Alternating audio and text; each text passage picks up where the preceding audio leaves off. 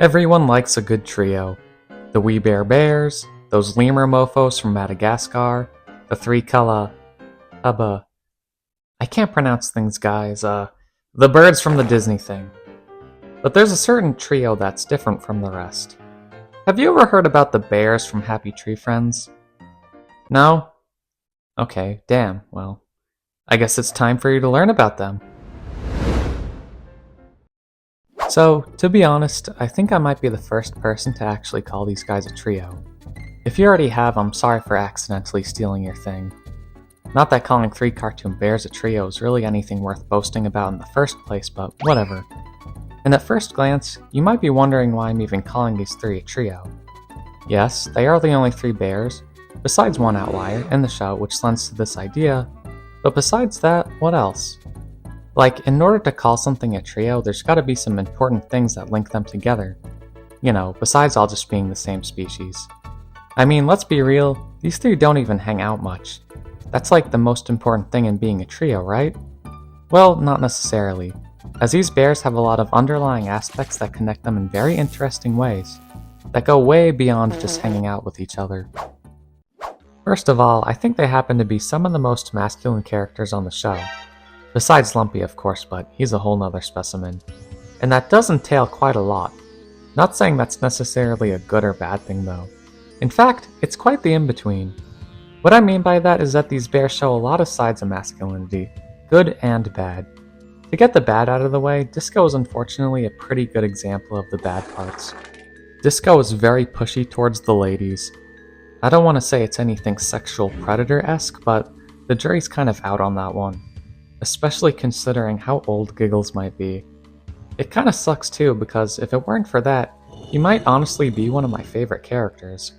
He's really goofy and sometimes his overconfidence comes off as endearingly ignorant, but I digress. And then there's Pop, who doesn't have nearly as many bad traits but still has a couple. He can be lazy and very ignorant, which contributes to the bear's negative masculine sides. But honestly, I think Pop is a lot more positively masculine. For starters, he's a single stay-at-home dad. Not saying that in itself is a good thing, but I think a lot of people undermine the more nurturing paternal side of masculinity. And that actually entails quite a lot in my opinion. Because in Pop's case, it proves that being a quote-unquote man doesn't mean you can't be sensitive and loving. 2 traits I'd say are integral for being a parent. I also really love that the writers didn't make Pop desperate for romance just because he's single.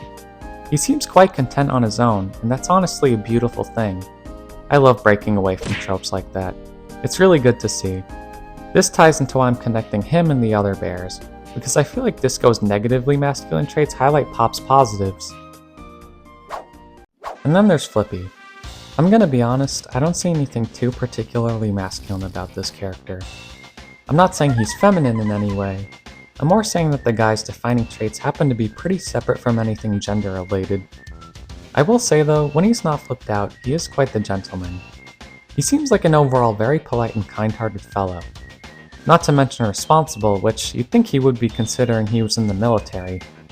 Like, even when he's flipped out and killing people, he still has something of a moral code, believe it or not. For example, he tends to avoid killing people in unfair circumstances, like if they have some sort of physical ailment or are, well, literal babies. Oh, and about Flippy's PTSD, which, off topic, looks more like psychosis to me, but I'm not the guy with the PhD, so what do I know? Seriously though, looking at the symptoms, I don't know. Regardless of how accurate the portrayal is, however, seeing a character with PTSD, or any such related mental health disorder for that matter, can be a little nice, honestly. Because coming from someone who, well, doesn't really have all their screws attached the right way, if I'm being completely real, can be, in some odd way, slightly relatable. Ish. And just so we're clear, I'm not going around chopping people's heads off or anything like that. I'm just saying, seeing incredibly flawed characters like Flippy, as well as the other bears of Happy Tree Friends, for that matter, does tend to make one feel a little bit better off about their own mental health dilemmas, as extremely as they may be portrayed in the show.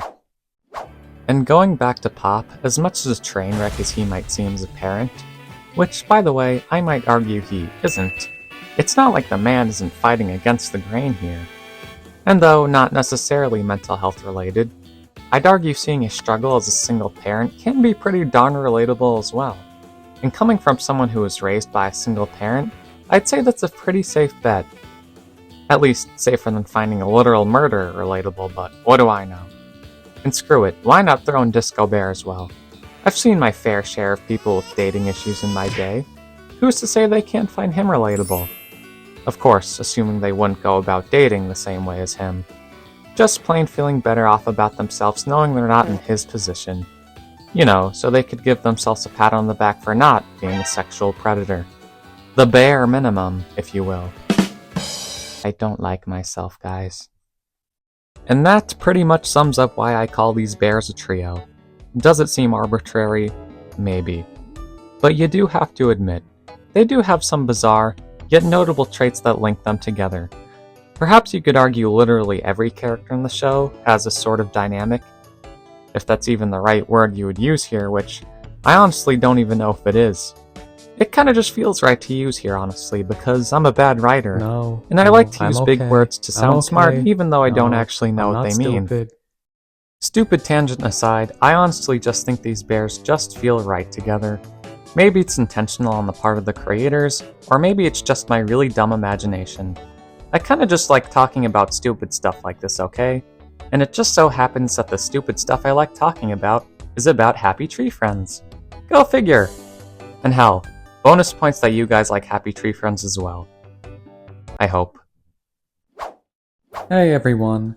I just wanted to let you know that I really appreciate you getting all the way here.